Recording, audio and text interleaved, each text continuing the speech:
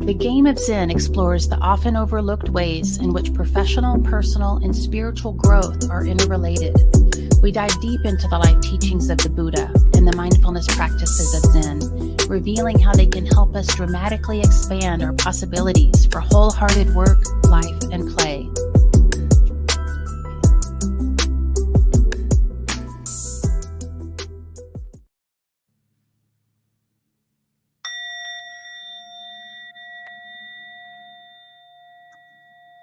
Hello, and welcome to a new episode of the Game of Zen podcast. This episode is titled The Cure for What Ails Us, the True Path to Happiness and Success. And I'm here with my teacher and friend, Sensei Paul. How you doing today, Paul? I'm doing really well, Scott. It's good to be here. How are you doing? I'm doing great. So today's topic, we're going to talk about the third and fourth noble truths of Buddhism and the Noble Eightfold Path. These will describe the root causes of unhappiness.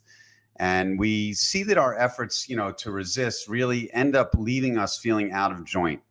And so we're going to look back at the first, second, and third noble truths, which talk about what's next. So I'm going to list the Eightfold Path, and then you're going to tell us what they mean. So we have right view, right intention, right action, right speech, and right livelihood, right effort, right mindfulness, and right concentration.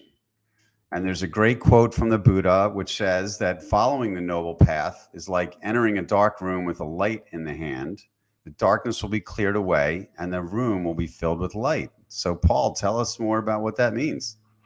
Yeah. So first off, it's pretty enticing, isn't it? We've got a dark room and a lot of us feel like we're moving through the world, in confusion.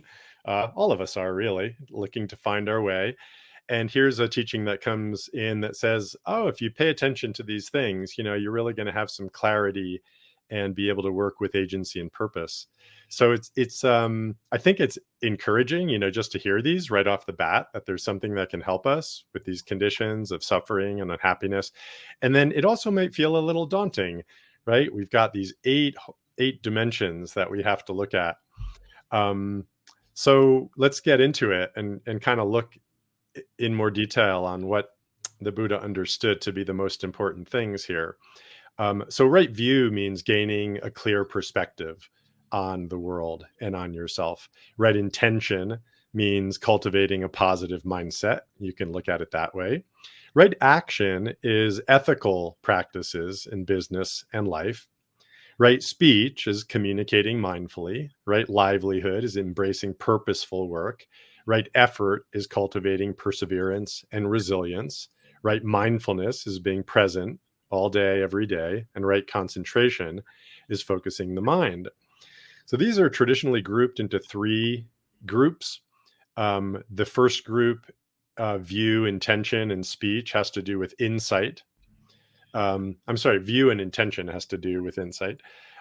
Speech, action, livelihood have to do with conduct, and then understanding and mindfulness and concentration have to do with these kind of meditative dimensions. So we've got a matrix of ways of being that apply to both inner and outer thoughts and behaviors. So inner thoughts and feelings and how we handle internals, and external behaviors, right? Speeches and the way we interact with people. So it's quite comprehensive across these dimensions. And so we have a nice kind of terrain, a curriculum even, if you will, of how to approach our lives in a way that really can produce less suffering, greater happiness, and ultimately greater fulfillment in our lives. So we'll talk a little bit about what right means. That's kind of an interesting word. It's a translation, but what does it mean to be right? I'll say now that it doesn't mean thou shalt not or thou shalt, do it this way. It has to do more with being in alignment. Yeah.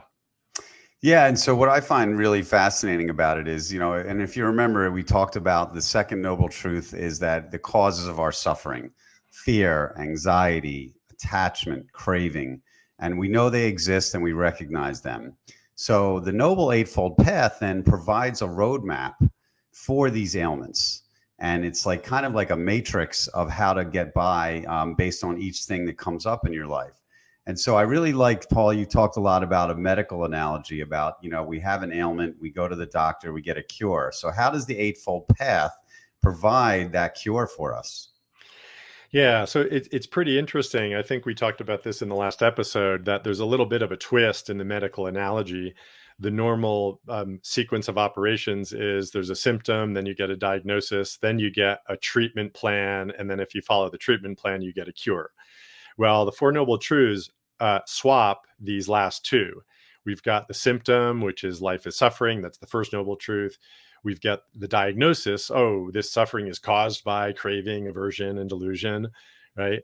Then the third noble truth, instead of being the treatment, is, well, there's an end to suffering. So it names the cure, it names the possibility of the cure. But then the fourth one is the treatment. And that's the Eightfold Path. And one significance of this swap is that the treatment is endless. Mm-hmm.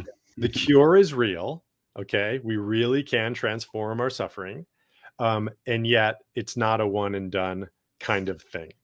It's perpetual. It's every day. It's every moment, which makes it really interesting and always relevant, because it's always part of our life, and maybe frustrating that we can never ultimately get to some level of complete perfection or completion or even success or happiness, that it's always a work in progress, always. Yeah, and what I also like about it too, though, is that there's the more that I learn about the Eightfold Path, the more I apply it to specific situations. So something comes up, and I identify, a cause of suffering, and then I know that, I'll apply right speech in this situation, or right meditation, and work through it. And so I think I've gotten better at figuring out which part can be identify which problem. And I think that's really important because, we're always faced with these situations. As you said, they don't stop happening, but Right. our ability to deal with them improves in each situation. So we really need to understand how to identify which part of the path works. Yeah. And then you can apply it, and then you get over it a lot quicker.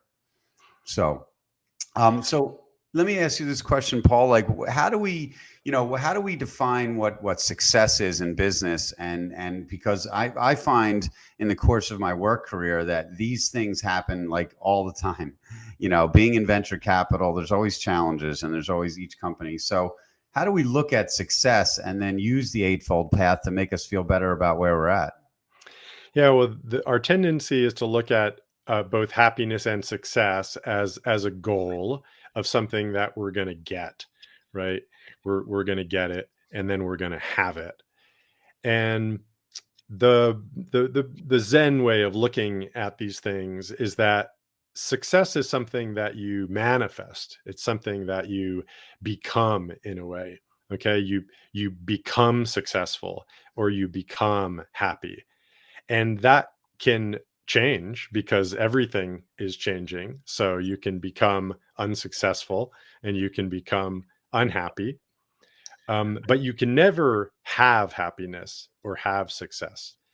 And from a personal dimension, this is really important to understand, because we tend to crave, conditions or states. So we seek conditions or states, but everything is impermanent. Everything is always changing. So good states will pass and bad states will pass, and nothing will ever be permanent or lasting.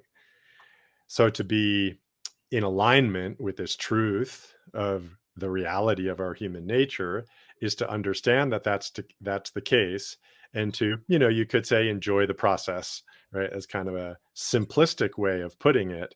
But what does that really mean? I mean, really throw yourself into the process, really fully engage with all the aspects of your self, your life, and your work. Yeah. So then success in work doesn't become hitting a financial goal, Mm-hmm. or having a merger, acquisition, IPO, exit, any of these things. It has to do with the felt sense of being whole and integrous and bringing forth a purposeful creation into the world. Yeah, and I think a couple thoughts there. First of all, another quote. I like my quotes from Thich Nhat Hanh, and it says, "Happiness is not a destination. Happiness is the way." Yeah. So I really like that because we all think like if this happens, I'll be happier. If that happens, I'll be happier. Yes. But you realize that really just being happy with whatever situation you have is really the way to approach it. And so I've gotten better at that. And, I also think about in business, the value of understanding impermanence. There's no business that stays the same day after day. And you have good years and bad years. You have good months and bad months. And so I've gotten used to that over time. And I've been okay with it, actually. In the beginning of my career, I wasn't so much okay with it. And now I have been. Mm-hmm. Yeah. Yeah, it's quite a living kind of way of being, this path. It isn't like an itinerary with stops and you're gonna, make progress and then you're finally gonna get to the end point. It's really a process that's completely always unfolding, where each step, in a sense, determines what the next step is. But your lodestone, your North Star, is towards wholeness and integrity. That's what you want to do. And I think another aspect that you're touching on here too is how this path is a very personal path.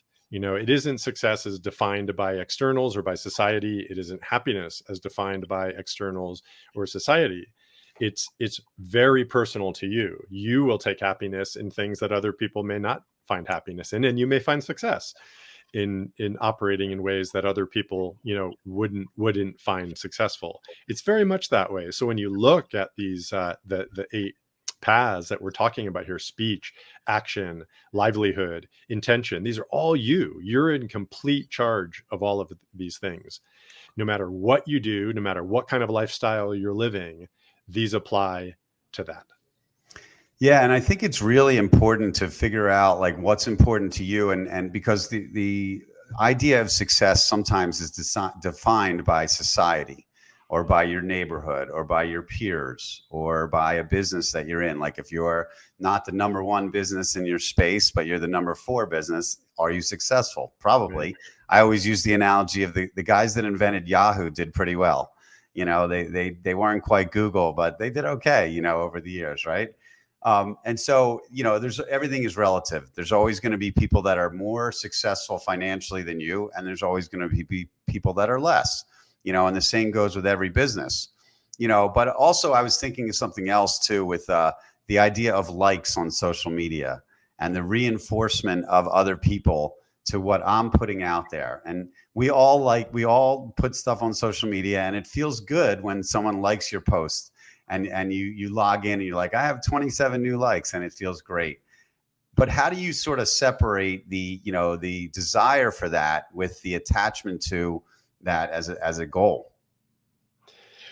Yeah, you're noting of the relativity of these things and how our judgments are completely relative. They're completely comparative is a really important one, right? It's like even the Yahoo example. It's like, so Yahoo was considered the absolute highest success, in their heyday. I'm going to say 02 or something, maybe. They were the cat's pajamas. They had the most eyeballs. They had done it right. Web 1.0, everybody wanted to be them. Well, fast forward 18, 15 years, and they're like, oops, they missed the boat. They're like, I don't know, sold off for pocket change, So, what are you going to say? All of the big successes that are respected now in the stock market, they'll probably be disrupted or disaggregated down the line. So it's only about in the moment what is really wholesome and fulfilling. That's where you're going to find the most fulfillment and success and happiness, is to tune in to what is calling for you right now in your life that you can meet wholeheartedly. Mm-hmm. Yeah. And I think one of the things I like about, getting coaching from you and what you do, every client of yours is different. They have a different business and different challenges, but you're able to sort of bring these theories in and to help them get through whatever is happening. And some of them are changing their careers. Some of them are doing extremely well financially, but they still need the guidance. And so how have you over your entrepreneurial career dealt with the ups and downs and the changes and the pivots that happen in every single business? Well, the Eightfold Path is the answer to that question. It's really realizing that every one of those 8 is important, right? So, I guess the first thing is just to say, don't ever think you really know what's good news and what's bad news. Right? There's a famous Zen story which maybe would be relevant to share now. It's called Mr. Sai's horse. And Mr. Sai had a horse which ran away. So all of his neighbors said, "Oh my God, it's so terrible that your horse ran away." And he said, "Really? Is that so? Okay, okay." Well, the horse a week later comes back carrying another 4 or 5 horses in its wake that he hooked up with, and said, "Hey, let's get back to Sai's place. He's got a good thing going there." So they show up, and now he's got 5 horses. And his neighbors go, "Oh my God, what good fortune! What good fortune! You're able to, you've got all these horses now." And he goes, "Is that so? Is that so? We'll see. We'll see." Okay, now let's see. Next is the Mr. Sai's son gets on a horse, and he's working the field, and he's thrown from the horse, and he breaks his leg. And this is a calamity for a farmer in China, right? To have the eldest son, lose his capacity. There's all the neighbors over. "Oh my God, your son can't help you anymore in the fields. Oh my God, what bad news! How terrible! Is that so? Is that so? We'll see." The army comes through, conscripting all the young men to go off to the army, and Mr. Sai's son doesn't have to go because of his broken leg. Mm-hmm. So you see the pattern here. So we don't know. Yeah, we really can't know. And so that's the main thing, or one of maybe the main things in terms of the emotional posture to hold with respect to the so-called ups and downs of a work career or an entrepreneurial career, is that you never really know whether it is, good or bad. And eventually things will play out in certain ways. Now, if you apply a discipline of right speech, right view, right intention, right action, right livelihood to your life, you're now establishing the terrain. You're establishing your own internal guide for what is meaningful, what is, say, good. I'm not going to say good luck, because we're not going to say good luck, but what is fortune? What is fortune? What is good? What is the right way you want to operate? It's the way that's in alignment and that is wholehearted with respect to your overall life. Yeah, great story. I love it. And part of what I like about that is the just not knowing. We all think we know where something's going to go, and then the only constant is change. Things are going to happen, and you're going to have to pivot and change. And in my career in venture capital, there's a lot of challenges. It's a roller coaster ride, and I've had to adjust my expectations on a lot of things. First individually for the companies we've invested in, but also just as a whole, in the venture community. And I had certain expectations of timing, and I've been wrong a lot of the time about when this company might have an exit, or when this company might merge with another company, and so on. And so in the beginning, when this was happening, it would upset me, and I would be like, wow, I thought by now, this company would be in better shape. But now, with the training and the Eightfold Path, I'm dealing with the roller coaster much better. I know it's going up and down. I know the waves are coming in and out. And so, I'm reframing what success means a day to day. And it's really helped me, and I know things are going to continue to change, and I hope for the best every day, but you just never really know. You never really know. You said something earlier, which is really rich. It was that you kind of apply the different aspects at different times, right? And you can always wonder. It's like, well, you feel called to say something, right? And then you say something. Say it's in a sales meeting, right? And you want to encourage your sales team in a certain way, and you do, but maybe you overstate the matter, and it ends up discouraging your whole sales team. So you look at it and you go, okay, that wasn't right speech. I wasn't really in a place where I was connected, to them as humans, or something like that. You kind of evaluate it. So now what? Okay, how about some right action? Shift in, and maybe you can address that by giving them some incentives, or by going back and apologizing and saying, oh, I want to restate what I said. So they're very dynamic, I guess I'd put it that way. Yeah, and right speech is really important in business, obviously, and it has to do with messaging, and it's how do you speak about yourself, how do you speak about your market, your competitors, your employees, and things like that. And so thinking about your speech is super important. Every meeting you go into and every interaction that you have, it's really important. And so one of the other things that's helped me a lot is that the more I understand how this stuff applies to myself, the more I can actually help other people and really guide them and teach them and coach them on how to bring right speech and right action into their own activities. This is why I love sending people books, because I could tell that if they read this book, they're going to have a better, opportunity to succeed. And I think that, as you said earlier on, it's ongoing. It never stops happening, and you just get better at it. That's why, the word practice is in there a lot, is that, we really get better at it. And, struggles are the facts of life, right? There's no way to avoid them. Mm-hmm. Yeah, as you were talking, an example came to me about right speech applied in kind of a business context. If we say right speech kind of applies to messaging about who you are, famously Jeff Bezos would, when considering a new product to develop and launch, he would write a press release for it, right? To like speak about it in a way and see if he could write about it in a way that sounded like the most amazing press release in the world of this great new product that he was going to launch. And he did this for Kindle, for Fire, for all of the things that they've done, and I'm sure many of the things that he didn't do. That's where he would start. So he would talk about himself, he would talk about his product in a way which would then transform his own understanding of the value of this potentiality. So it's really, it's a very living process to speak and act in wholeness. Yeah, great example. He's done well since then, I think. He has a little bit, and I also just wanted to point out too that these are things that apply to your life as well.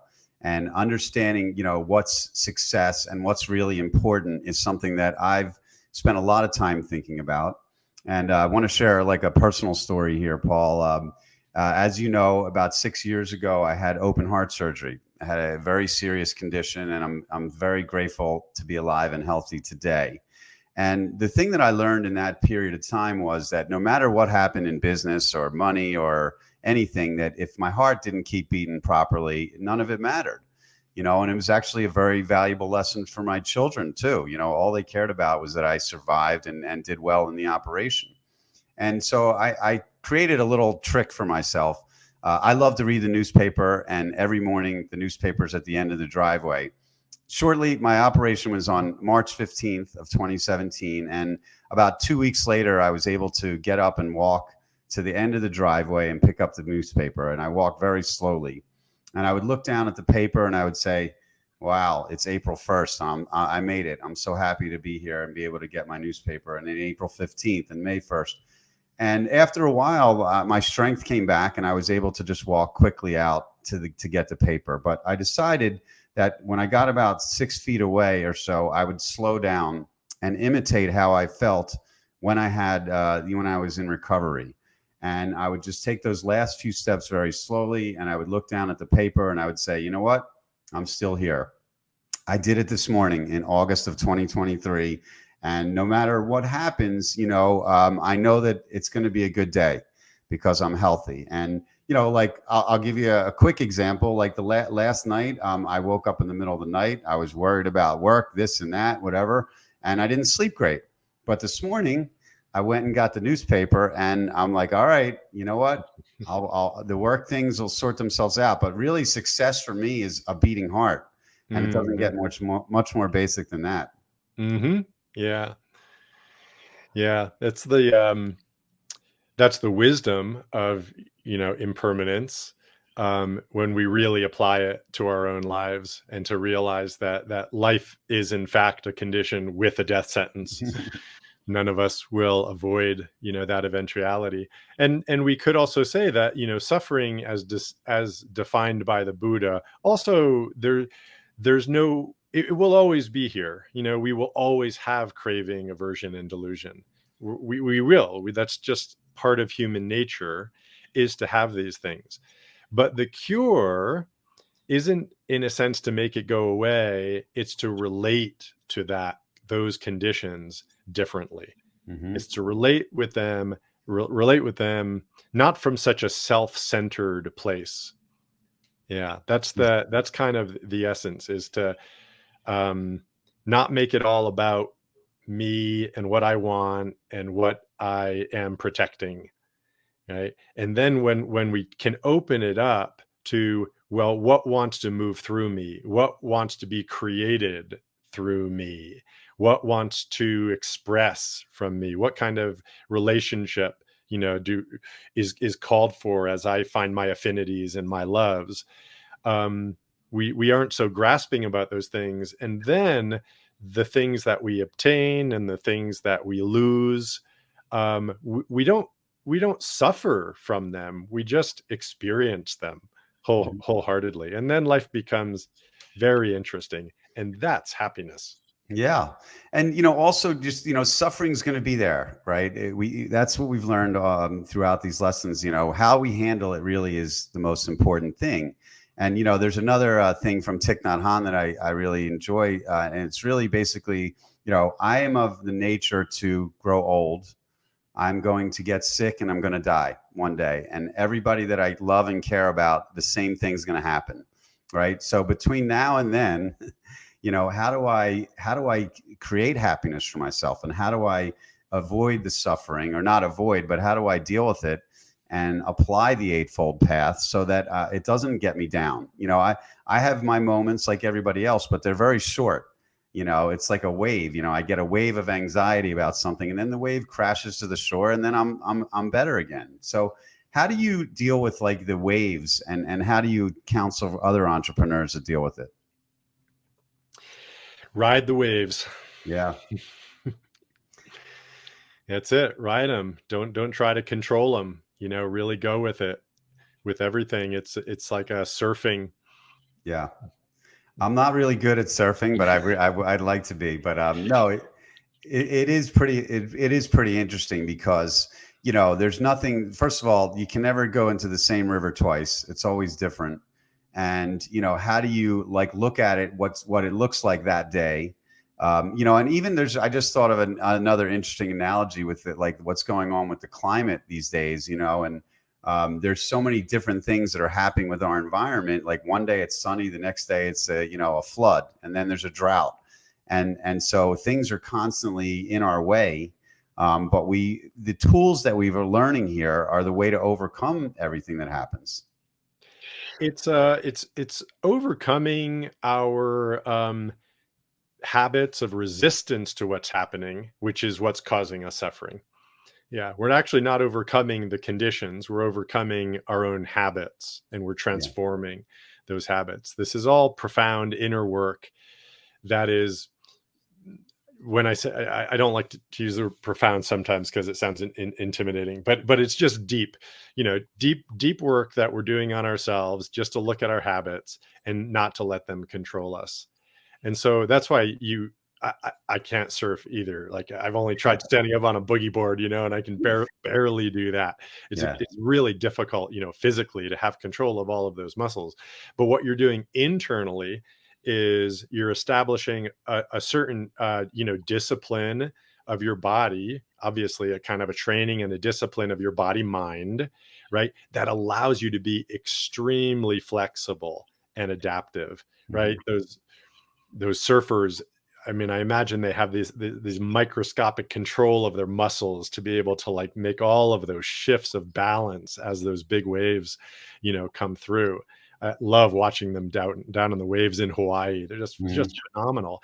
And we can really do that with our minds, with our body minds, is to develop a nuanced feeling of how they're moving with conditions. And if we're rigid, I always respond this way when the sales numbers are down. I always respond this way when my wife gives me that look. You know, that's where the suffering is coming from, is from that rigidity. But if we have a resilience and a fluidity to our functioning of body mind, then we just go with it and we go with the flow. I'm glad you brought up training too, because one analogy that I look at too is that, I like to go to the gym and I like to get my cardio and lift some weights and swim, etc. And I think of the mind, the body mind, as the same thing. It's like a muscle that needs to be trained. Yeah. And the more that you spend time like learning and training, the easier it comes back to you very quickly. And so I just wanted you to talk about like practicing.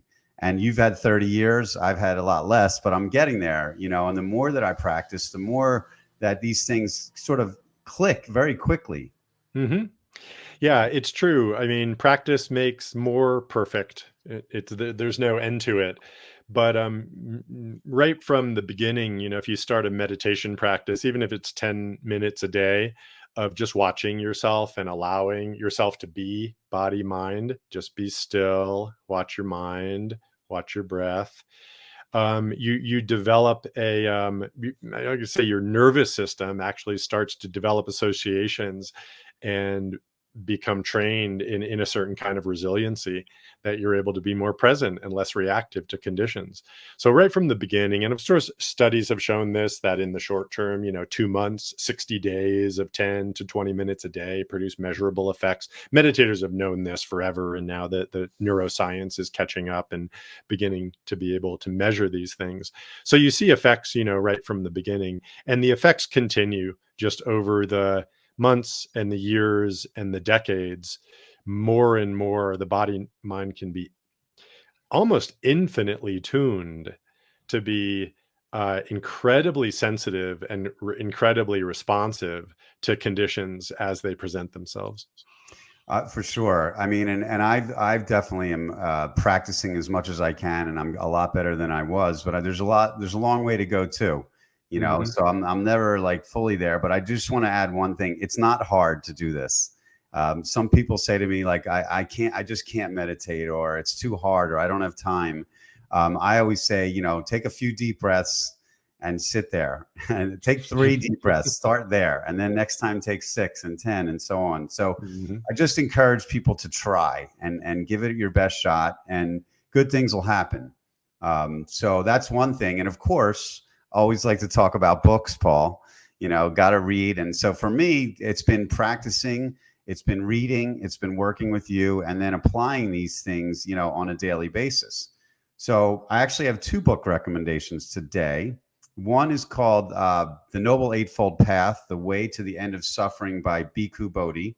And I really like this because it simplifies each one of the Eightfold Path. It doesn't go into tons of detail. There's other books for that, but it gives you the big overview, which I really like. And the second one, which goes back to how do we define success and what other people think of it, is The Subtle Art of Not Giving a Fuck by Mark Mason. And I read this years ago, and the key is the word subtle. We can't just go through life not caring about anything, but how do we decide day to day, what we should care about and what we shouldn't? And it's something that I'm still working on, but I now have this baseline of like, I don't really have to care about every single person's opinion of what's going on. There's certain people's opinion that means more than others. So I highly recommend those 2 books. And now we have our closing meditation from Paul. So take it away. Okay, for this one, it's a 3-part meditation. We'll do about 1 minute for each of these questions. So I'll invite everyone to close your eyes, to establish a firm and alert posture, whether you're sitting or standing or lying down. And take a deep breath.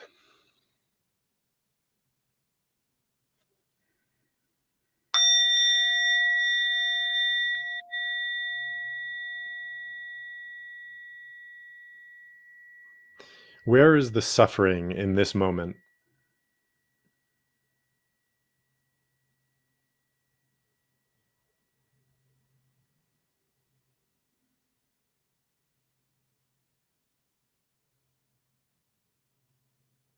Is there any suffering in this moment?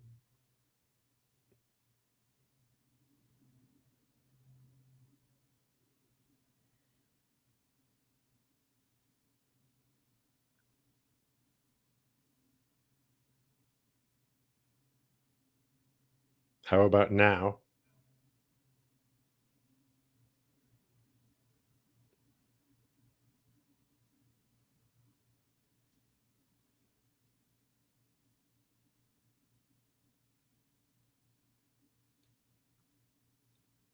Is there any unhappiness in this moment?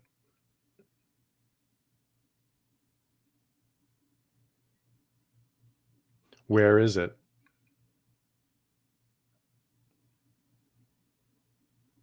Can you find it in your body?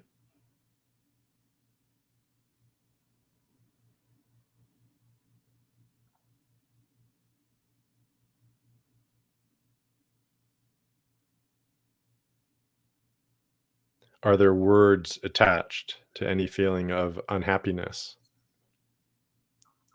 And bring those words to mind. Repeat them, if any come.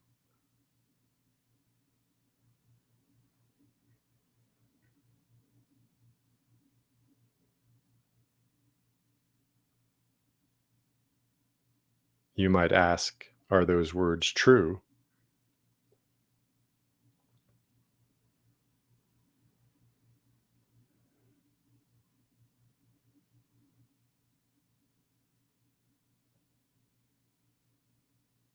Return to the body feelings, the feeling of your breath, the feeling of your belly, the feeling of your heart, feelings in your brow and your face. Just examine them, feel them.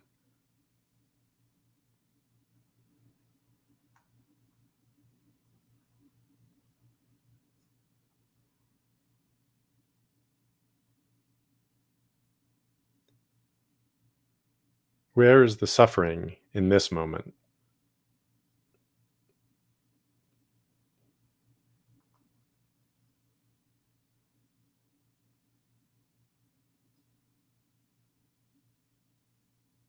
Is there any failure right now?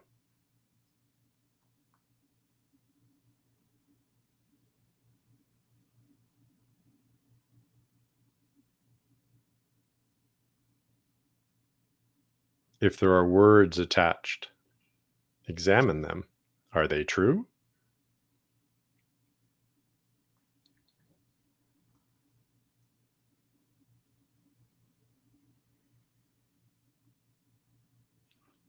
Where is there failure right now?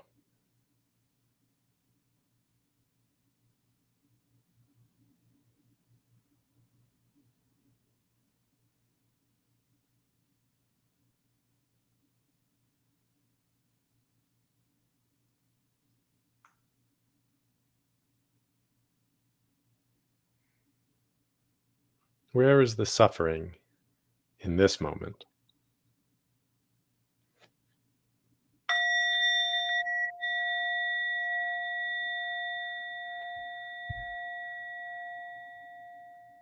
Oh, that was great. Thanks, Paul. I think one thought that I had too was that the questions were great, and the more that I got into my breathing, the more I could like answer those questions. Mm-hmm. So I think you sort of get into a zone. The first couple minutes you concentrate on calming down in your breathing, and then the mind starts to go down those paths. And that was really great. Thank you. Great. Awesome. All right. We'll be back soon with another new episode. So for now, we encourage you to sign up for the Zen at Work newsletter. Contact Sensei Paul to schedule a coaching discovery session, and subscribe and comment wherever you get your podcasts. Thank you very much, Paul. Yeah, thank you, Scott. I've really enjoyed it. And thank you, everyone, for listening.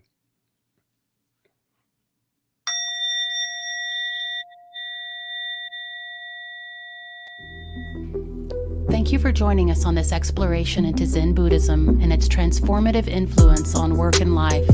We hope you'll subscribe, share, and comment wherever you get your podcasts. May your journey be one of continuous growth and mindful living. From all of us here at Game of Zen, wishing you peace and prosperity on your path ahead.